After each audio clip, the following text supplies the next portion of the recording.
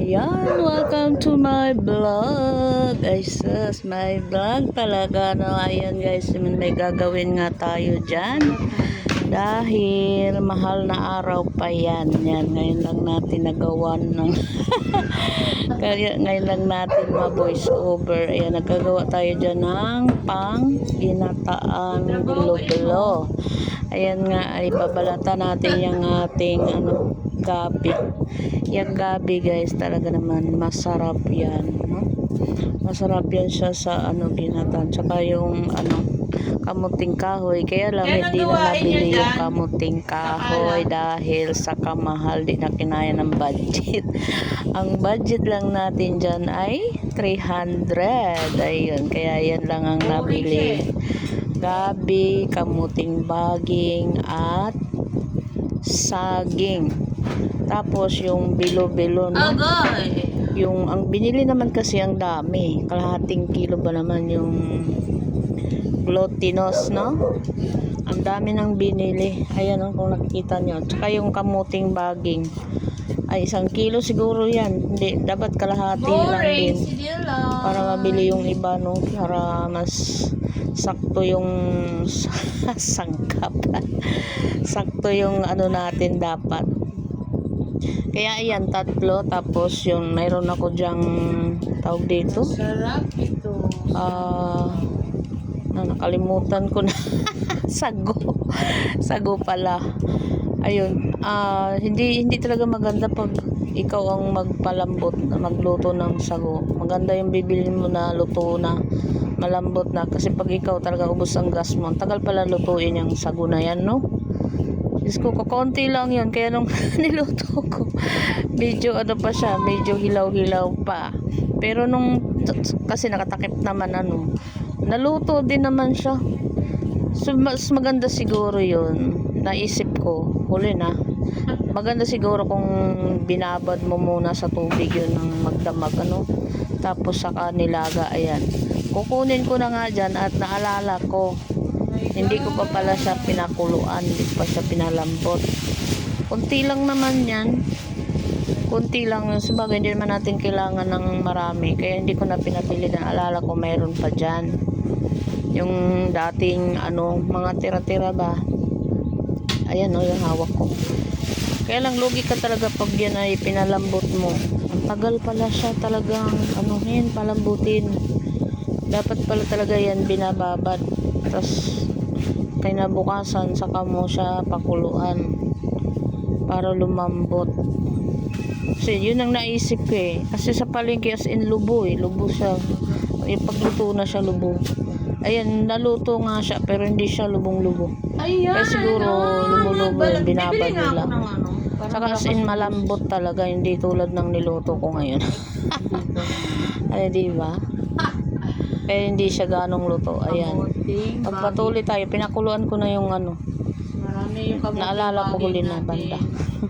Nakailang balat na ako ng kamote. Tapos ko na yung gabi. Ayan. Diba? Masarap kasi din yung may kamuting kahoy. Sarap siya kainin. Malinamnam. Tsaka yung gabi. Yung kamote, saging, parang na lang. Ang gusto ko kasi sa saging talaga yung nilaga na hilaw. Hindi ako mahilig sa hinog. Ang hilig ko talaga hilaw. Ewan ko. Kasi yun ang nakasanayan ko nung nasa probinsya pa kami. Pag merienda, nilalaga lang yan. Nilalaga. Tapos merong bagoong na isda. Diba? Sausaw mo doon yung pag wala naman bagoong, ayan, asin, ay sarap pa din. At sabihin mo na ilaw na saging, pero doon ako nasarapan. Diba? Kanya-kanya namang yan. Ayan, diba? Ang laki ng kamuti, haba. Kanya-kanyang paborito. Ako gusto ko yun. Ayan, wala na yung ating ulo. Yun na lang ginawa natin. Nakapokus na tayo dyan sa ating ginawa. Hirap mag-edit. Pag pinakita mo naman yung yung gawa mo naman hindi nakikita yan. Ayan, dyan muna kayo makapokus. Wag lang muna sa mukha ko, ha. Dyan. Yan Inayos ko naman na yan. Kaya lang hindi siya nag-iba naman.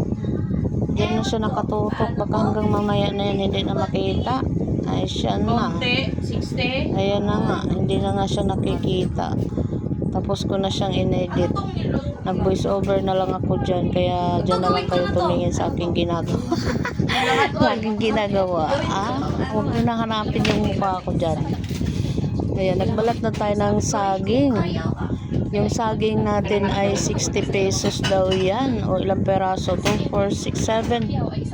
7 o 8? 7 lang kasi kaumpisa ko palang magbalat eh. 7 na peraso. Pag ganito.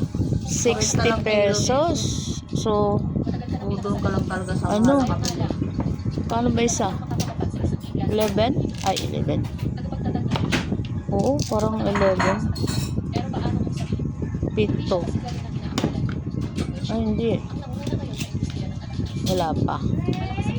60. Parang ganun nga. Kasi sa 6. 10, 60 na. Magkano ang isa? Kulang-kulang. Kulang-kulang 10. May nasa mata. Wala talaga sa ayos ay. Ayan, nandiyan na tayo sa saging at mayroon tayo diyang naghiwa-hiwa ang aking jowa. Charets, jowa. Ang aking jozawa ang naghiwa-hiwa dyan, nag-offer na maghiwa-hiwa, diba? So, yan. Pagkatapos yan maghiwa, ay atin na itong isasalang. Isasalang na natin yung ating ginagawang gagawin ginataan. Plain lang yan, no? Walang kulay-kulay. Kulay white lang. Ang nagkukulay lang dyan, yung saging at yung kamote natin. Parang kulay orange ata yan. Pag naluto, ayan na guys. Oh, pinapakita na nga natin sa inyo yung ating nahiwa-hiwa at atin ang iluluto. Ayan na. Sasalang na natin. Half-half pa lang yung pagkaluto ng ating ano dyan. Ay tinanggal ko ata yung pinalambot kong sago. Ayan, sinalang na natin. Nagmamadali na yung ating kasama dyan kumain. Parang atat. Nambabad trip pa. Ano? Tagal pa ba yan? Parang gano'n. Pag nagluluto ka, may ganyan datingan. Parang binabad trip ka pa habang nagluluto. Hindi talaga sasarap yan. Pag nakabusangot na magluto dyan. Ayan, kumulo na nga siya guys. At atin ang halukayin. Baka dumikit yung ilalim niyan. O, diba? Puno. Malaking kaldero yan. Pang 3 kilo. Pang 3 kilong bigas. Yung ating nilulutuan. 3 kalahati. Ayan, lagay natin yung ating glutinous na malagkit na ano ba yan? Giniling. Ewan. Meron namang ano niyan. Yung as in giniling na bigas na bilog-bilugin mo na lang. Ayan naman ay ano, yung ano, nakapak talaga. As in, ano, mahal yan eh. Kaya kinapos siya sa iba. Hindi na nabili yung iba. Kasi yan ang binili niya. Sobrang dami naman, kalahating kilo. Dapat yung ano lang, meron yan 20-20. Dati meron yan 10-5. Ngayon siguro mga 20 yung isang balot. Yun lang dapat pinabili ko sa kanya, yung balot-balot. Hindi naman niya ako na-get. Siguro yun ang in-offer sa kanya, yung ganyan. Umuo naman. Kaya hindi nagkasya yung ating budget. Nataon pa ng sagsagan ng ano. Ayan na, oh. Nilagyan na natin ng asukal. Sagsagan ng kamahalan dito sa Pinas. Apektado tayo dyan sa ano natin. Apektado tayo sa gira-gira, diba? Apektado ang presyo dito. Grabe, ang langis dito sobrang mahal na gustuhin mo na lang mag-bike. Mag-bike na lang para wala ng gasolina. Tapos yung bigas, diba? Super nangunguna yung bigas noon. Nagdagdag pa ngayon na nagtaas ang mga ganyan-ganyan. At syempre, apektado pa rin ang bigas dahil pag yan ay binyahe. Kailangan ng gasolina ng sasakyan, di ba? So ngayon, magdagdag na naman si bigas. So lalong nagtaas. Ngayon, ayan na. Lagay na natin yung ating kakanggata. Kakanggata na yata yan. Kung di ako nagkakamali. Nasobra ng daldal kung saan na nakarating. Napunta na sa gasolina. Halo-halo na to. Na apektado na eh. Hindi pa yata yun or yun na yun. Ayan. Kailangan natin siyang haluin guys. Sagad-sagad natin sa ilalim dahil kahit sabihin mo na may sabaw yan, dumidikit pa rin yan sa ilalim. Naggagawa siya ng tutong. Akala mo okay lang siya, no? Pero nag-steady doon sa ilalim, gumagawa siya ng tutong. Kaya kailangan talaga sabayan mo ng ganyan. Halukay ube. Ayan, tinikman na natin kung ano na ang lasa niyan o tama na ba sa tamis. Nilagyan din natin yan ng kaunting asin, no? Dahil pang balance doon sa ating sugar. Ayan, nilagyan pa natin ng brown sugar at kinapos yung lasa ng ating white sugar. Ang available na natin ay ang wash, diba? Ayan, tingnan mo yung kamuti, saging, kulay dilaw pala, hindi orange. Ayan. Yan lang ang kulay niya, natural color lang, no? Pero pagka nakabili ka doon ng sago sa bayan, or mayroon din naman ata sa labas, yung kulay-kulay, parang ang ganda tingnan. Pero yan, natural lang talaga, kulay as in kulay lang ng ating mga Ayan na, luto na guys. Luto ng ating ginataan. Yung saging at May kamuti, bilo-bilo. yun lang ang kulay niya. Ayan na talaga.